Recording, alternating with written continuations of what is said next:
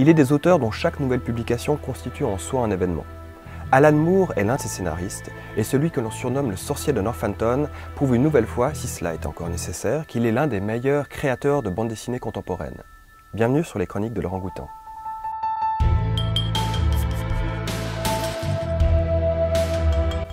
Aujourd'hui, je vais donc vous parler de Providence, le nouvel opus de Alan Moore, épaulé au dessin par un Jason Burrows particulièrement inspiré. Providence est à la fois un hommage, une critique et une continuation de l'œuvre d'Howard Philip Lovecraft, l'un des plus célèbres écrivains américains d'horreur du début du XXe siècle, dont les romans et les nouvelles continuent d'exercer encore aujourd'hui une influence considérable sur des générations d'artistes. L'histoire de Providence débute en 1919, à New York. Le journaliste Robert Black décide de parcourir la Nouvelle-Angleterre, suivant la piste d'un mystérieux ouvrage occulte, afin d'écrire son grand roman américain. Au fil de ses pérégrinations, il se retrouve confronté à de vieilles sociétés secrètes, à des clans familiaux corrompus par un mal indicible. Robert s'enfonce de plus en plus profondément dans le surnaturel, sans jamais vouloir y croire, continuant sa quête dans le déni jusqu'à ce qu'il soit trop tard.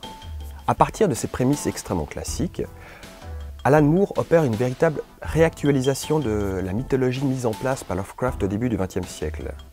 Loin de se limiter à un simple jeu de références et d'hommages qui pourtant foisonne dans Providence, Moore dissèque et critique ce qui fait le sel des écrits de Lovecraft et s'interroge de manière à la fois érudite et ludique sur l'incroyable succès posthume de l'auteur plus de 80 ans après sa mort dans sa ville natale de Providence, justement. Ne vous attendez pas, en lisant cet ouvrage, à des crocs dégoulinants de sang ou des pseudopodes gluants à chaque page.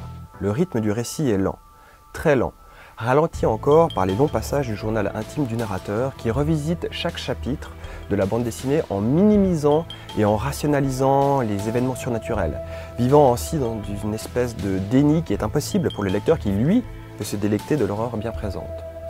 Le dessin de Jason Burrows est à ce titre particulièrement savoureux, puisqu'il regorge de détails d'une inquiétante étrangeté, plaçant souvent hors du champ de vision du narrateur des éléments très perturbants.